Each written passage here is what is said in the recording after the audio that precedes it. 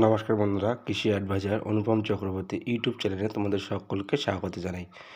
তো বন্ধুরা, আজকে আমরা যে ভিডিও নিয়ে কথা বলবো সেটা হচ্ছে জিঙ্ক, অর্থাৎ ধান খেতে জিঙ্ক দিলে কি হয়, সেই যে জিঙ্কের যে গুণাবলী সেই গুণাবলী সম্পর্কে কিন্তু আমরা এই ভিডিওতে কথা বলবো। ধানে যে জিঙ্ক সার ব্যবহার করবেন, সে ব্যবহার করলে কিন্তু আপনাদের 30 থেকে 40% যে আপনাদের ফসল বৃদ্ধি সেটা কিন্তু অবশ্যই হবে। ধানের জমিতে আমরা কেন জিঙ্ক ব্যবহার করব, কখন আমরা জিঙ্ক ব্যবহার করব, কী পরিমাণ করব, এই জিঙ্ক ব্যবহার কী উপকার রয়েছে, বিস্তারিত তথ্য কিন্তু আমি এই ভিডিওতে তুলে ধরব। তার আগে বন্ধুরা একটা রিকোয়েস্ট করে নিই, যারা চ্যানেলটি সাবস্ক্রাইব করনি প্রত্যেকে সাবস্ক্রাইব করো এবং চ্যানেলটির সদস্য হয়ে যা। ভিডিওটি ভালো লাগলে কিন্তু তোমরা অবশ্যই একটা লাইক কমেন্ট শেয়ার করবে।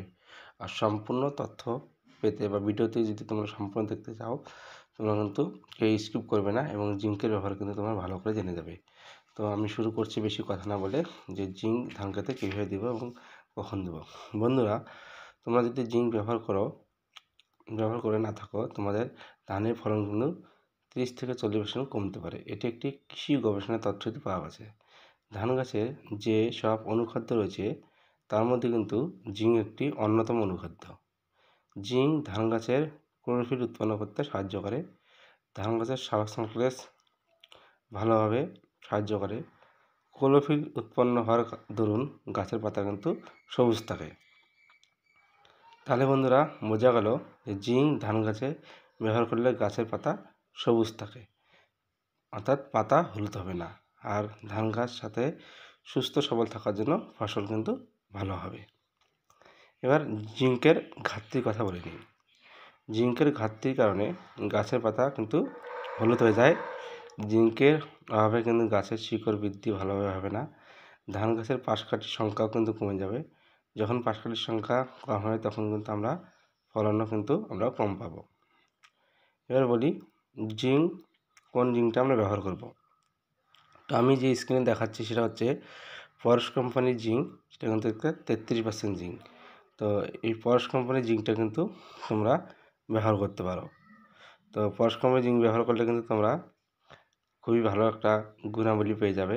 তাতে তোমাদের কিন্তু ধানের যে পাশকাঠি বৃদ্ধি বলো, ধানের যে পাতা হলুদ হচ্ছে সেটাতে রক্ষা পেতে সব কিছু কিন্তু এই পরশ কোম্পানির জিঙ্কটা খুব ভালো কাজ করে। এটা কিন্তু আমি নিজেও ব্যবহার করে দেখেছি।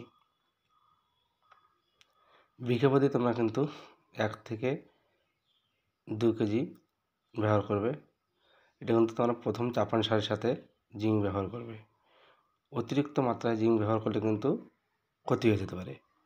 যেমন জিঙ্কের ব্যবহার ভালো, ঠিক তেমনি জিঙ্কের যে অতিরিক্ত ব্যবহার, সেই অতিরিক্ত ব্যবহারে কিন্তু তোমরা জিঙ্ক যদি ব্যবহার করো তাহলে কিন্তু সেক্ষেত্রে তোমাদের ক্ষতি হতে পারে। অর্থাৎ পাতা যে আমরা সবুজ রাখি জিঙ্ক দিয়ে, পাতা কিন্তু অতিরিক্ত যদি ব্যবহার করে কিন্তু পাতা লাল বা হলুদ হয়ে যাবে।